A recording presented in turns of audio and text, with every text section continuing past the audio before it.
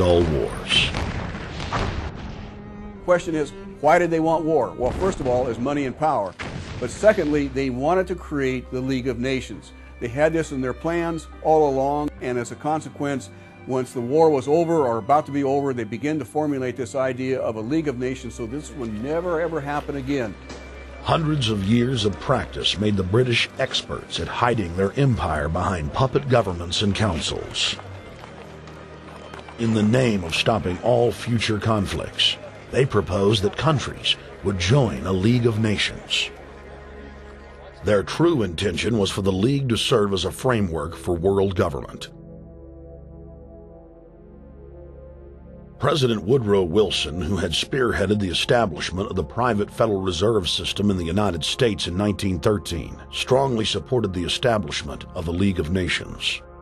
Woodrow Wilson was a very naive president. He was basically a college professor that was grafted into this whole system. The League convened in Paris in 1919, but many nations recognized it as a threat to their sovereignty and refused to join. Frustrated by the U.S. Congress blocking the League of Nations, British... Hello, I'm Double D, and the reason I came here today is because I just don't see things quite like most people see them. The world's changing. People need to know. People need to stand up. To lead, guide, and direct us, and to give us the power and the foresight and the understanding and the will to stand against your entire agenda, including your final plan of world population reduction. When the truth came out, newspapers across the state called for heads to roll politically. Centra's response was to have its Australian subsidiary make its first U.S. newspaper buy. Every newspaper they bought was along branches of the Trans-Texas Corridor and had been critical of the toll road plan. The cost of 40 or 50 newspapers is nothing compared to the profits that'll be made. Just Phase 1 alone of the state toll road plan is estimated to raise more than $200 billion in just the first 15 years. And Texas is only a small part of the global panorama. A combine of transnational companies is aggressively consolidating public finance infrastructure worldwide, and the same interests are erecting a world government according to their rules.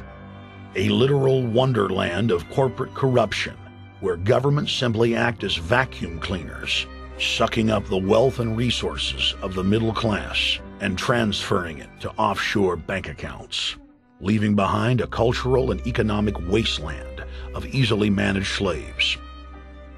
The whole purpose about the North American Free Trade Agreement is not about trade, it's about control.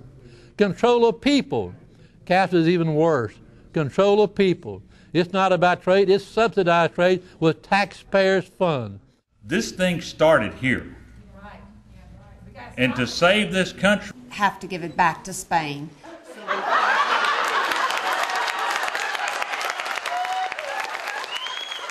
Opponents of a proposed superhighway today held a major protest.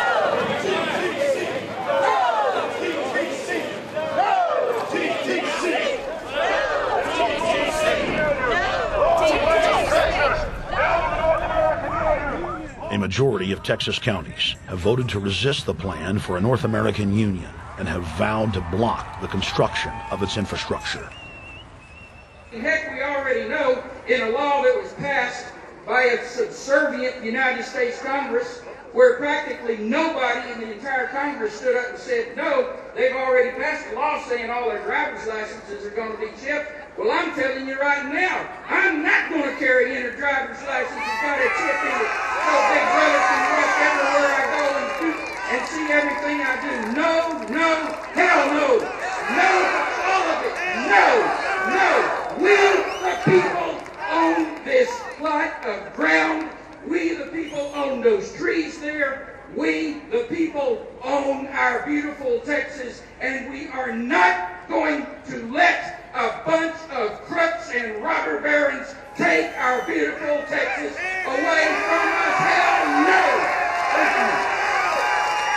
Hell no! No!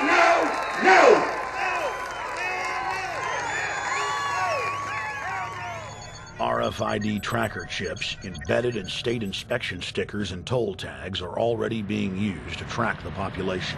The new system is also meant to control growth and steer development through so-called smart growth. Smart growth, which is nothing more than an effort to bring control into the cities. You have the rewilding of America and the Wildlands Project, the Convention on Biological Diversity, which is to control our rural population. Toll roads on interstate highways nationwide are walling off exit ramps to small towns and rural communities, and are creating ghost towns by design. This trend is accelerating under the NAFTA highway system and is meant to rewild more than half the country. All of these things are designed to bring more and more control to bureaucracies rather than to the independent individual, the sovereign individual.